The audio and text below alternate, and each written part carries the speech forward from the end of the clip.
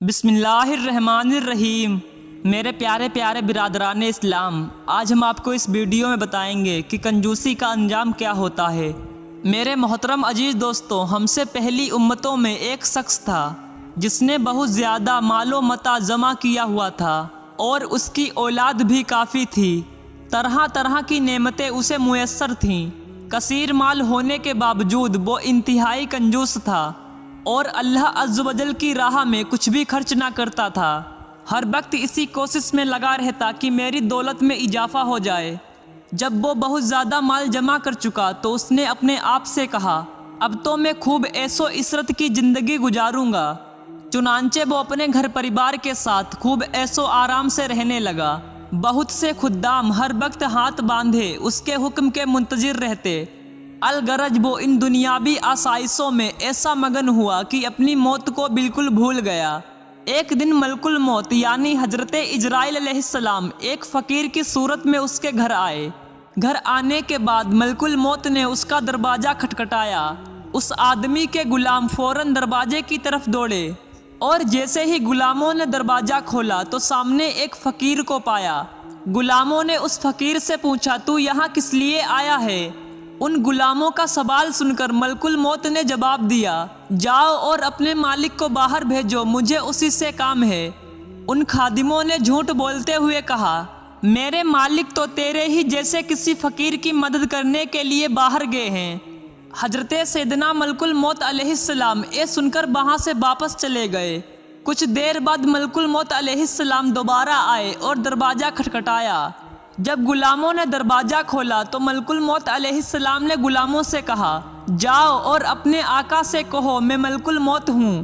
جب اس مالدار شخص نے یہ بات سنی تو بہت خوف زدہ ہوا اور اپنے غلاموں سے کہنے لگا، جاؤ اور ملک الموت علیہ السلام سے بہت نرمی سے گفتگو کرو۔ وہ غلام باہر آئے اور حضرت سیدنا ملک الموت علیہ السلام سے کہنے لگے، آپ ہمارے آقا کے بدلے کسی اور کی روح کو قبض کر لیں اور میرے آقا کو چھوڑ دیں، اللہ عز و جل آپ کو برکت رحمتیں عطا فرمائے۔ حضرت ملک الموت علیہ السلام نے فرمایا، ایسا ہرگز نہیں ہو سکتا۔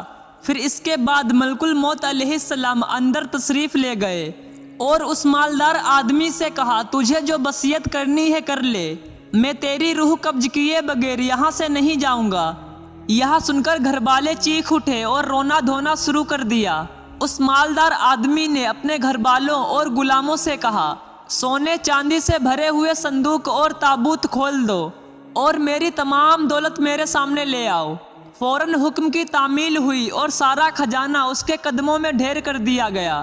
وہ مالدار آدمی سونے چاندی کے ڈھیر کے پاس آیا اور کہنے لگا، اے جلیل و ترین مال، تجھ پر لعنت ہو، تو نے ہی مجھے میرے پروردگار کے ذکر سے غافل رکھا اور تو نے ہی مجھے آخرت کی تیاری سے روکے رکھا۔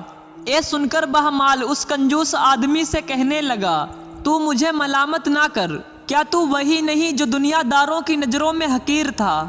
میں نے ہی تیری عزت اور شان کو بڑھایا، میری ہی وجہ سے تیری رسائی بادشاہوں کے دربار تک ہوئی، ورنہ غریب و نیک لوگ وہاں تک پہنچ ہی نہیں پاتے۔ میری ہی وجہ سے تیرا نکاح شہزادیوں اور امیر جادیوں سے ہوا، ورنہ غریب لوگ ان سے کہاں شادی کر سکتے ہیں۔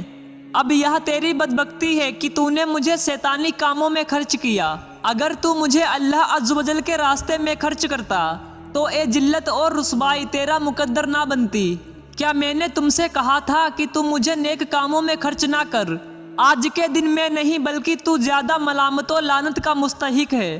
اے ابن آدم، بے شک میں اور تو دونوں ہی مٹی سے پیدا کیے گئے ہیں، پس بہت سے لوگ ایسے ہیں جو نیکی کی راہ پر قائم ہیں اور بہت سے لوگ تیری ہی طرح گناہوں میں پھنسے ہوئے ہیں۔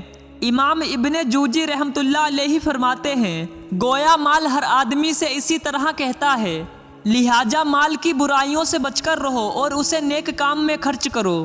میرے محترم عزیز دوستوں، اگر اللہ تعالیٰ نے آپ کو توفیق دی ہے تو جی بھر کے اللہ کے راستے میں خرچ کیا کرو۔ میرے پیارے اسلامک بھائیوں، آج کے ویڈیو میں بس اتنا ہی، ملتے ہیں جلدی ہی اگلے ویڈیو کے ساتھ، جب تک کے لیے خدا حافظ۔